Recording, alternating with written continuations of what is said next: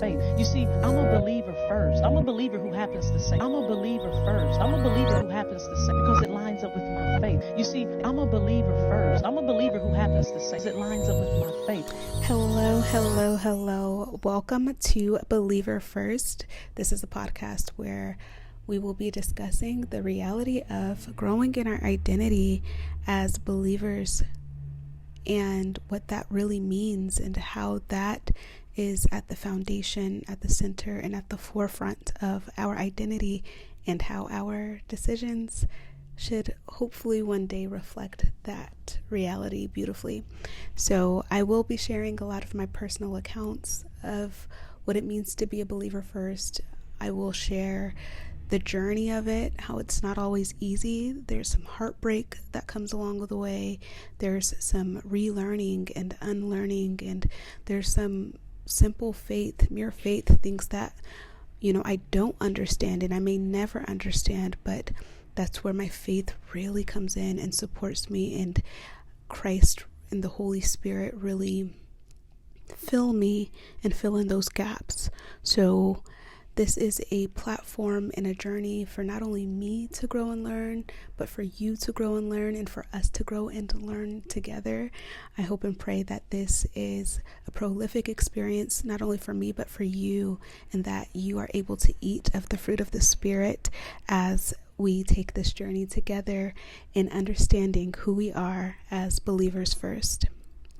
Now, as you may have heard in the jingle, it's like a CeCe Winans sound that I kind of pieced together, and it was kind of her describing how she's a believer first, and that dictates the decision making that she has in her life. So there are things that she doesn't have to be confused about when she's offered certain opportunities and whatnot, because before she's a singer, she is a believer. And that is something that I've been harnessing in my own walk in life, because a lot of times I'll be wondering, like, which story am I supposed to be telling? What am I supposed to be fighting for? Why am I here? I asked that question a few years ago. God, who am I? Why am I here? Life cannot be this superficial, because there are too many things that are just too intricately designed around me for it to just be go to work, chase the bag, become famous for whatever craft you work on, have a family, and go. I knew that there was more meaning behind this reality of life on earth. And as I cried out to him, he called me to call and search for him and begin to really seek him. And little did I know that that would tear apart so many things that I thought that I really knew and loved. And yeah, it's really time to get into that journey. So this is a welcome to Believer First, and it's also my coming out of hiding. I will say for the past 3 years or so since the pandemic, I have really kind of got into this turtle shell, and I just kind of hidden and kind of went off grid. And it was for a number of reasons. It was to take the spiritual journey that God was calling me on. It was because I was heartbroken. I had lost a lot of friends. I was confused, but I knew that I wanted to continue to choose God and put him first, no matter what the costs were. So let's get into it. Back in 2019, I had just graduated from my undergraduate university, and it was an immaculate experience, that time that I had on a historically Black university college campus. It was definitely a culture shock for me, because I had come from the Pacific Northwest, where, I had never just seen or been in that type of environment where it was just loud and proud, Black excellence everywhere you go, and it was a phenomenal journey. I grew a lot, but I also had to learn what it meant to define myself. Does this mean that I'm a Black person first? Does this mean that I'm educated first? Does this mean that I'm whatever career or occupation that I'm a part of first? And as I was trying to decipher where my loyalty lied, I began to get more and more lost. And in this, I was also growing lost in my occupation because I was pursuing an occupation that didn't necessarily make room for family and just a generational frame of mind, if that makes sense. So I began to get more disoriented across the board, and with so much disorientation, there's a lot of anxiety and just a lot of like on the whim choice making and decision making, if that makes sense. So as time was going on, I really shuffled between fighting for education and fighting for being Black and fighting for being a woman and fighting for different opportunities, and all of these things are still very important and valid to me, but they don't come first.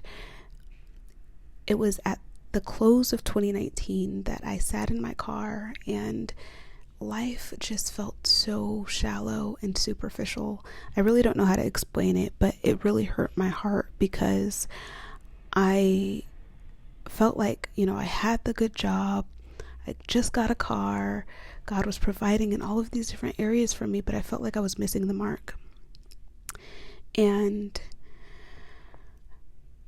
it caused me to just like really journey through what it means to have this identity. And, I lost it for a second. I was still pursuing my entertainment career, and it caused me to, consider different paths in terms of my faith. Now, I'm blessed to not have gotten super deep in any of these paths, but New Age spiritualism was introduced to me, and like Kemet type of thinking was introduced to me, and these things definitely confused my spirit and made me to feel further away from God, as if God were not alive and well and listening and seeing my every move and decision and thought, but as if he were more of an abstraction where he could be a part of the abyss that we call the universe, and it caused me to feel really alone and insignificant. So fast forward, and it's finally the pandemic, and the pandemic definitely shook the entire world. It shook my world, and it brought a lot of things that were hidden deep down in my heart to the surface, and it was time to really unpack those things and start to move things around and make decisions regarding these things that were hidden deep down in my heart. So I had to unpack the reality of a failed relationship. I had to unpack the reality of pursuing a career that I had no sincere interest in. I had to unpack the reality of feeling as if I made a lot of just not so great choices. And it hurt. It hurt really bad. It caused me to be alone. God caused me to actually put down so many idols, and one of the most significant ones that I think we see a lot of people putting down are with these secret societies and whatnot, and I had to walk away from my sorority as well. But one of the primary idols I had to really put down was this idol of self. This idol of self. I laid down this idea of beauty, putting beauty first, and I put these locks in my hair, and it was to signify this journey and commitment to choose to be comfortable in the skin, in the way that God had created me. So it was me laying down the lifestyle of wigs and weave and all of that. And of course there was a comfort in it because this is the pandemic. This is during the pandemic. So it's not like I was just seeing everybody every day, but I still had to see myself, in the mirror. And a lot of times that caused me to just not look in the mirror as much. I stopped taking as many photos. And, it really did impact me, but it caused me to start to think outside of myself a lot more and be comfortable thinking outside of myself. And this was just one variation, one manifestation of that type of response to God's call to lay down the idol of self. Another manifestation could be seen in losing friends. I lost so many friends. My life in my undergraduate career looks almost nothing like my life today. I'm pursuing a completely different career. When I mean completely different, it's not even a 180. I think it's just a whole different ball game. I'm single, and I've been single since, and that's its own journey. That took a lot of unpacking and letting go and grieving and whatnot. I'm a part of a whole different friend group where we're all really bonded and centered and founded on our sincere love for Christ, no matter the cost. And I'm just living, okay?